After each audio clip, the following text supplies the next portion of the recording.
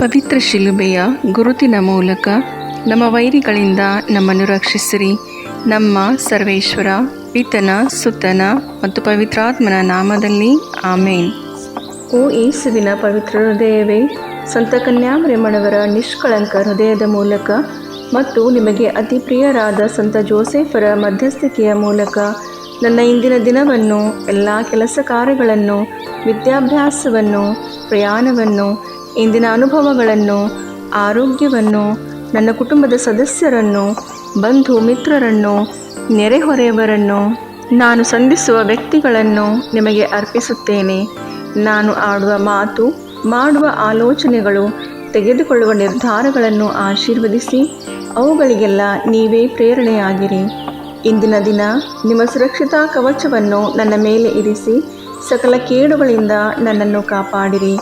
ದಿನದ ಪ್ರತಿ ಗಂಟೆಯಲ್ಲಿಯೂ ನನ್ನೊಂದಿಗೆ ಇದ್ದು ನನ್ನನ್ನು ಕೈ ಹಿಡಿದು ನಡೆಸಿರಿ. ಆಮೇನ್. ಸಂತ ಲೂಕನು ಬರೆದ ಸುಸಂದೇಶದಿಂದ ವಾಚನ. ನಾನು ಬೆಂಕಿಯನ್ನು ಭೂಮಿಯ ಮೇಲೆ ಹಾಕಬೇಕೆಂದು ಬಂದೆನು. ಅದು ಇಷ್ಟರೊಳಗೆ ಹತ್ತಿಕೊಂಡಿದ್ದರೆ ನನಗೆ ಎಷ್ಟೋ ಸಂತೋಷ. ಆದರೆ ನಾನು ಹೊಂದತಕ್ಕ ದೀಕ್ಷಾಸ್ಥಾನ ಒಂದುಂಟು. ಅದು ನೆರವೇರುವ ತನಕ ನಾನು ಎಷ್ಟೋ ಬಿಕ್ಕಟ್ಟಿನಲ್ಲಿದ್ದೇನೆ. ಭೂಲೋಕದಲ್ಲಿ ಸಮಾಧಾನವನ್ನುಂಟು ಮಾಡುವುದಕ್ಕೆ ಬಂದೆನೆಂದು ಭಾವಿಸುತ್ತೀರೋ? ಅದಕ್ಕೆ ಬರಲಿಲ್ಲ. ಭೇದವನ್ನುಂಟು ಮಾಡುವುದಕ್ಕೆ ಬಂದೆನೆಂದು ನಿಮಗೆ ಹೇಳುತ್ತೇನೆ. ಹೇಗೆಂದರೆ, ಎಂದಿನಿಂದ ಒಂದೇ ಮನೆಯಲ್ಲಿರುವ 5 ಮಂದಿಯೊಳಗೆ ಇಬ್ಬರಿಗೆ ವಿರೋಧವಾಗಿ 3, 3 ವಿರೋಧವಾಗಿ 2 ಈ ಮೇರೆಗೆ ಭೇದವುಳ್ಳವರಾಗುವರು.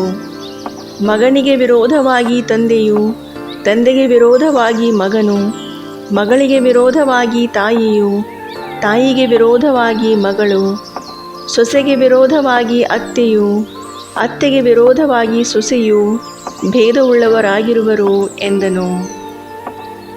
ಪ್ರಭು ಕ್ರಿಸ್ತರ ಶುಭ ಸಂದೇಶವಿದು. ಚಿಂತನೆ. ನಾನು ಬೆಂಕಿಯನ್ನು ಭೂಮಿಯ ಮೇಲೆ ಹಾಕಲು ಬಂದಿದ್ದೇನೆ ಎಂದು ಯೇಸು ಹೇಳುವ ಮಾತುಗಳು ನಮ್ಮ ಮನಸ್ಸಿನಲ್ಲಿ ಅಶಾಂತಿಯನ್ನು, ಗೊಂದಲವನ್ನು ಉಂಟು ಮಾಡಬಹುದು.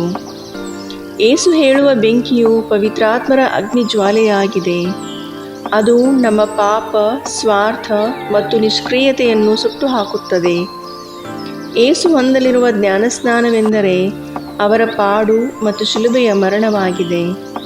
ಪವಿತ್ರಾತ್ಮರಿಂದ ಮನಪರಿವರ್ತನೆ ಹೊಂದಿ ನಾವು ಸತ್ಯಕ್ಕಾಗಿ ಜೀವಿಸುವಾಗ ಹಲವಾರು ಅಡೆತಡೆಗಳನ್ನು ಅನುಭವಿಸಬೇಕಾಗುವುದು.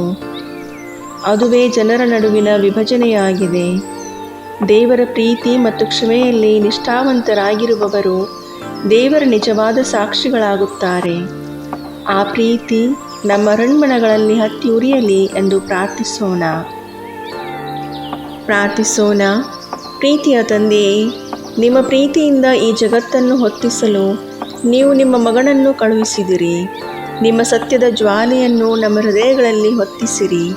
ವಿರೋಧಗಳ ಮಧ್ಯದಲ್ಲಿಯೂ ನಿಮ್ಮ ಬೋಧನೆಯನ್ನು ನಿಷ್ಠೆಯಿಂದ ಪಾಲಿಸಲು, ನಿಮ್ಮ ಶಾಂತಿಯನ್ನು ಕಾಪಾಡಲು ನಮಗೆ ಧೈರ್ಯ ಕೊಡಿರಿ. ನಮ್ಮಲ್ಲಿ ನಿಮ್ಮ ಧ್ಯೇಯ ನೆರವೇರುವಂತೆ ನಿಮ್ಮನ್ನು ಹಿಂಬಾಲಿಸುವಲ್ಲಿ ಬರುವ ಕಷ್ಟಗಳನ್ನು ಸಹಿಸಿಕೊಳ್ಳಲು ನಿಮ್ಮ ಶಕ್ತಿಯನ್ನು ನಮಗೆ ನೀಡಿರಿ. ನಮ್ಮ ಪ್ರಭು ಯೇಸು ಕ್ರಿಸ್ತರ ಮುಖಾಂತರ. ಆಮೇನ್.